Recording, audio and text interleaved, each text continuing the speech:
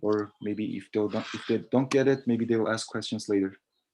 Okay, so today's lesson, we're going to talk about equations with fractions. Like we'll keep working on equations and equations and equations, but this time we're going to work on the equations that has a fraction numbers.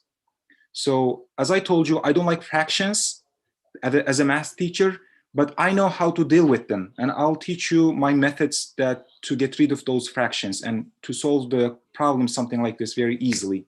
Okay, I'll teach you two techniques about that one.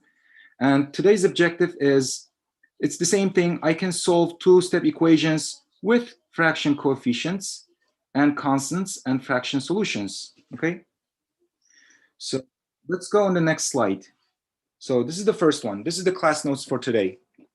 If you guys remember the definition of equation, I just put it this like as a class notes. Equation, it's a mathematical sentence which states that two expressions are equivalent. That means when you see a math thing, like a math numbers and variables and stuff, if you see equal sign, something is equal another thing, that could be like on the both side of the equal sign, you will see expressions. So those are equation. See, equivalent of two different kind of expressions. Okay, so these are the examples. For example, this is the equal sign, and there is a left side and there is a right side. So both sides are equal. That means two expressions are equal. On the right side, it's a number just. On the left side, there is a number. Okay, so these are the three examples, expressions for with the fraction numbers, for the constants and the coefficients and everything. Okay, so if you guys remember the other thing, how to solve those equations, and we call them like a two-step equations. When you solve them, you have to follow this order. The number one, it's you need to isolate the variable term, like you're not touching the variable term first. And this step number two was isolate. Okay, so we're gonna move on.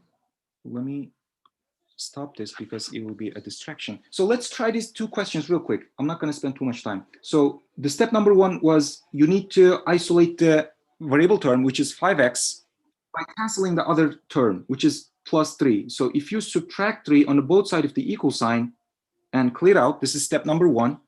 3's are canceled out and 5x would be left on the left side, and -6 subtract 3, that would become -9. Okay.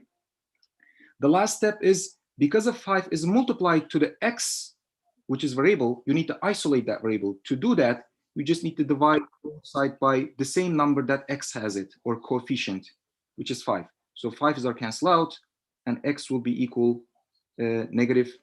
If you divide this, it's a 1.8, negative 1.8. Okay, you can use your calculator to confirm this. And sometimes, this is today's lesson actually, sometimes the numbers would be different than integer number or negative integer number.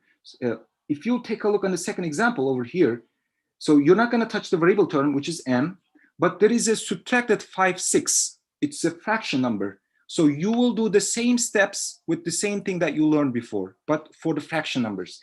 Because of the negative 5, 6, it's subtracted from m, you need to add 5, 6 from both sides. Okay, so this is today's lesson. And because of you're adding this now, so negative 5, 6 and positive 5, 6, they're cancel out on the left side, and only m would be left. That's it. And now you need to use your calculator. What happens if you add these two fractions, like 11, 12 plus 5, 6? If you use your calculator, it's going to be 21, 12. Okay, I just did it in my head. Hopefully I'm right. Of course I'm right. Okay, so this is the kind of problem that we will do today, the equations with fraction numbers, but you're not going to practice this in IXL. I just want to do the teaching, but for the practice, you will do a like easy review assignment.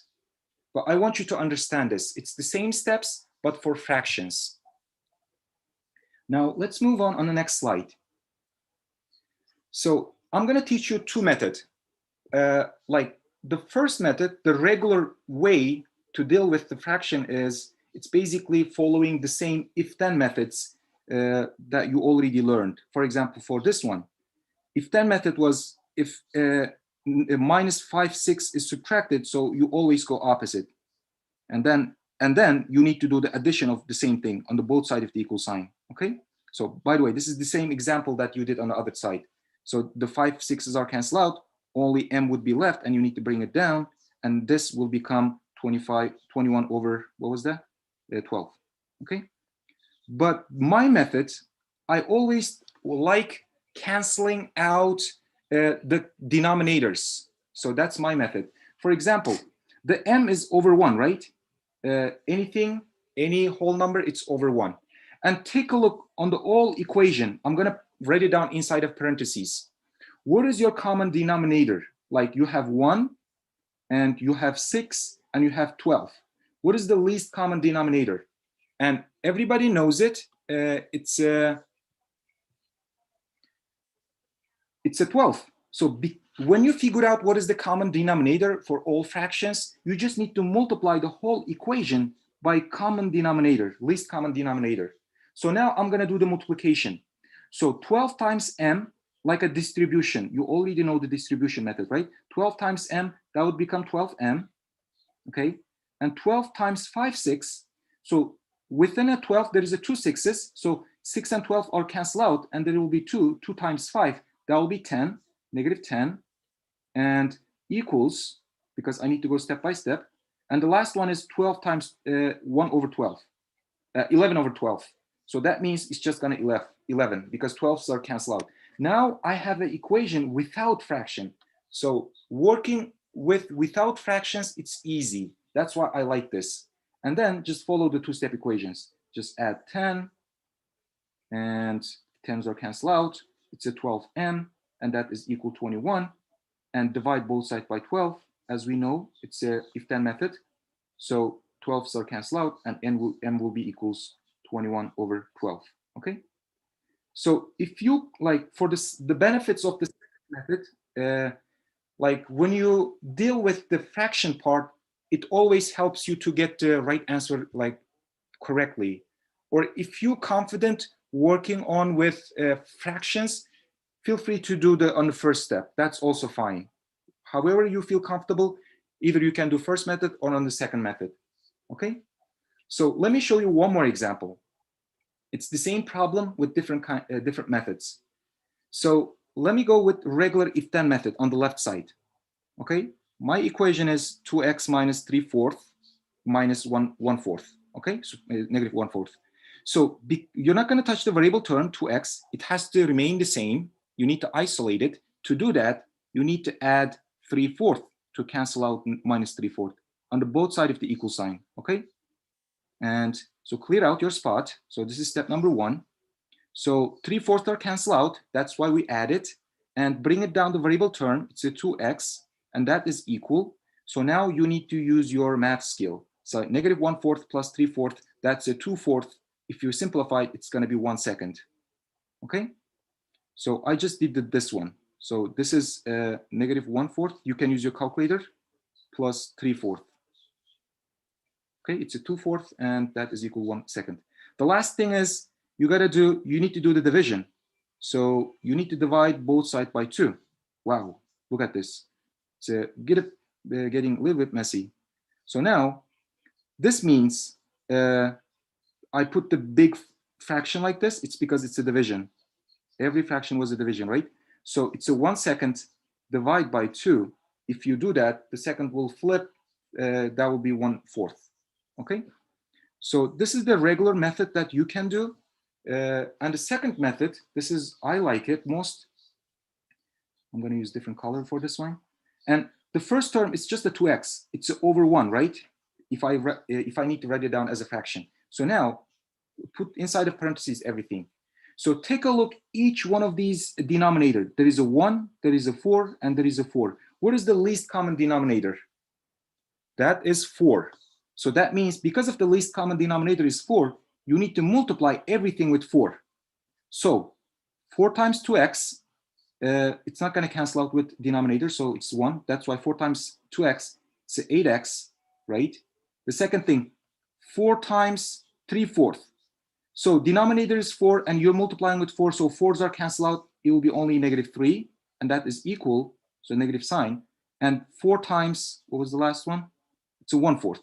Because if the denominator is 4, so 4 and 4 cancel out, only left numerator, which is 1, -1, okay? So this is the last one. I mean, this is now, I can do easily because it's integer numbers without getting confused. It's just adding 3 on the both sides. So 3's are cancel out, bring it down the variable term, and -1 plus 3, that is 2, and then divide by 8 on the both sides, so 8's are cancel out. Only x would be left on the left side, and 2 divided by 8, that is 1/4 if you simplify it, or it's a 0.25. You can even write it down as a decimal value. That's okay. Okay, so these are the 2 steps. And I'm going to show you one more, maybe to make everything clear. But every time when I show you example, like I'm picking something different. Okay, as you see. On the first example, there was no number in front of the variable, m itself. On the second example, there was a number in front of the m, in front of the variable. There is a 2, which means at the end you need to divide by something. Okay, so the last one, for the last one, now you have a mixed number. Look at this. So if you write it down, that mixed number as a improper form, it's a 3 times 2 plus 1, that is 7/2, right? So let me write it down over here. It's 7/2. So I'm not going to get confused. So let's go with the regular way I know. So you need to do you're not going to touch anything with variable term. You have to leave it alone. And you need to subtract 1 second from both sides, okay? So the reason why I subtracted 1 second, it's because there is an addition sign in front of the 1 second. So these are canceled out now. Only 3x would be left. And now 7 seconds minus 1 second is a 6 seconds, and 6 divided by 2, it's 3. Okay, so wow, this is an easy example. So if you divide by 3 on the both sides, so the answer is 1. Okay, so now let's do the way I know, or the way I really like this. So the last fraction was 7 seconds. I'm going to use that one because the improper numbers are proper numbers are a little bit confusing sometimes. So what is your common denominator? So the 3x is over 1. If you look at it, all the denominators, it's 2, right? If you multiply the whole equation by 2, you're going to get rid of the fraction part or denominator part. So 2 times 3x, that would become 6x. And 2 times 1 second, it becomes 1 because denominator is 2 and you're multiplying by 2. So 2's are canceled out. Only numerator will be left. And the last side, and 2 times, what was that? 7 second. It's the last one. 3, 1 second. It's the same thing. So only numerator will be left because denominator is 2. Okay. So now I can do the steps like quickly. So where's my steps? So I need to subtract 1. The first step. So the variable term will come down. So numbers will cancel out. 7 minus 1, it's 6. And if you divide by 6 on both sides, x would be 1. Okay. So as you see, it's the same steps after you simplify your equation over here. All you need to do is, if you see a fraction coefficients or fraction constants, always try to multiply the whole equation with the least common denominator. Okay. So I'm going to start.